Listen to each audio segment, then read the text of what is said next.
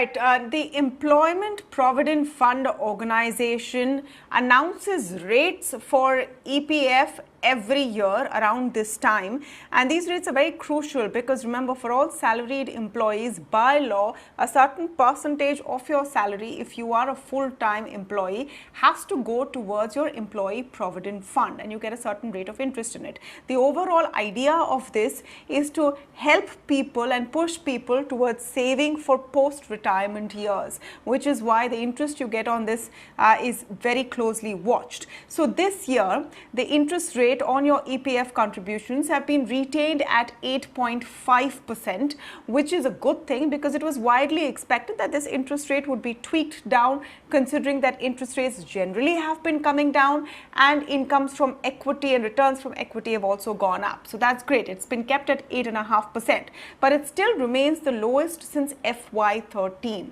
It's also important when you talk about EPF to look at the bigger picture, which is what are the options before small savers right now apart from equity. Of course, equity is providing great returns but comes with a certain risk appetite. What are your other fixed interest kind of options that you have, and how do they relate to two other factors? One is where inflation is going, and the other is where incomes have headed over the last 10 years. So to get a picture on how all of this stacks up, I'm joined now by Mrin Agarwal, the founder director of FinSafe, and PV Subramaniam, CEO of subramani.com. Welcome to both of you and great to have you on the show. Mrin Agarwal, let me begin with your take on the premise we've set today. 8.5% is good, great, or we could do with more if you look at it from the perspective of the small saver. Good evening, everybody, and thank you, Tamanna. Well, I think, if you look at it from any saver's perspective, they would always want a higher return. But I think considering, the lowering of interest rates, I think, the fact that EPFO gave 8.5% or EPFO kept the 8.5% intact itself is quite a big deal. So I think, small savers have got a good deal. Remember, it's only the salaried class, right? You do have a large section of non-salaried class who do not get EPF or who do not have EPF. So I think it's a good deal. Okay, Subramaniam, how do you look at it? Is it a good deal, and how would you compare this to other options that are there available for savers right now? Because remember, you also have a PPF, you can also increase your contributions. Is that the way to go? Tamanna, thanks for having me here. I think this is a pampered class which anyway gets pampered more and more. As long as the bureaucrats are also impacted by this, they will never change this. There are three portions to it. One is the economic portion, one is the mathematical portion, one is the political portion. We do not have social security, so this is some kind of a social security of protecting people at 8.5%. I think it's a pampered number because your PPF gives you 7%. This is 1.5% more. And in this, people can contribute as much as they wish. Of course, there is some income tax element being introduced this year, but otherwise, yes, it's a fantastic rate. You should expect it to go down in the future if interest rates are benign. So if 7% is PPF, this is 1.5% more. So of course, it's a great rate. People should be happy with this rate. They should expect it to come down. It can't go up. Yeah, no, absolutely, Subramaniam. The idea is to understand what options are there for savers right now. And you call this a pamper class, but remember, there is no choice really to put your money in EPF. So maybe that little premium comes from the point of view that it is a forced saving, even if it's good for you. What are the other options? Do you think in light of this, contributions should be increased to such kind of, outlets for investment? Yes, it should, but you have to also remember that there is a cap of 2.5 lakh beyond which you will have tax implications of that, which was not there till last year. So the smaller person who can afford to increase should increase, but beyond 2.5 lakhs, you have to be careful because there is a tax implication. The higher end, there were people who were putting 20, 25 lakhs into PF. Of course, for them, this tax is going to be a deterrent. What are the other options available? There is RBI bonds, which are again at 7.15%. There is PPF, which again has a cap of 1.5 lakhs. And that's about all. So today, the best place to be in till the interest rates are more clear would be perhaps a savings bank account, which pays 6-7%, which some banks are paying. Other than that, I don't think any debt instrument is going to match 6 to 7% pre-tax. It's almost impossible. Nobody is going to match that. All the funds could take a hit if interest rates go up, and interest rates look like they're going to harden, and they may not be going down. So yes, debt funds are likely to be a little more risky, at least in the next 6 months, till the interest rate show a stronger direction. Right now, I think savings bank account looks best. Mrin, do you agree that out of all of this, a savings bank account looks best? Traditionally, everyone's been told, please stay away from saving banks accounts. It's a waste of your time. And should you look at EPF despite the new taxation system which has been brought into place from this financial year? Is it worth paying that extra tax if you're going to get a higher rate? Well, I don't think it's worth looking at the EPF if the interest is going to be taxable. So look at it up to the 2.5 lakhs. But beyond that, it doesn't make sense, because certainly the interest rate is high as compared to any other small saving schemes that's there. And certainly it may not be sustainable that, you will keep getting the 8.5% return.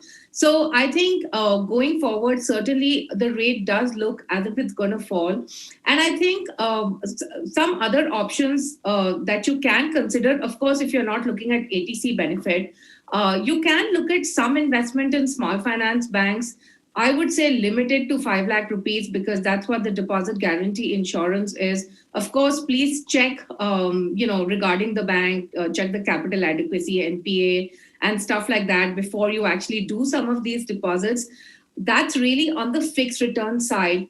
But if we were to look at instrument that you can look at from a retirement perspective to come in place of the EPF, I would say to an extent it would be the NPS, because in NPS you do have the government security or the corporate bond option. But remember, NPS does not give you guaranteed returns, and it is partially taxable as well. Let me see how you compare this to equity, Imran. And I also want you to bring into perspective inflation. Whenever we talk about taxable or non-taxable returns from these fixed instruments, we also have to look whether they're beating inflation. Inflation has cooled off in the last few years, at least your CPI, WPI. But if you add your, service GST, other costs that have come in, the fact that services are a larger basket of the pie now from a lot of people's wallets, do you think these really match up? And in that sense, does equity become a more attractive proposition? I'm afraid that'll be like comparing apples to oranges, because, here you're investing at a fixed return. It's a risk-free return because it's a guaranteed return. And equity is a completely different ballgame, because, it's equity markets which are more volatile. Of course, there's no guarantee of capital or returns in any form. So I would actually not suggest that, people move out from EPF, or, contributions above 2.5 lakhs be directed towards equity. That's not what my suggestion would be. It could be done provided you're fully aware of the risks involved.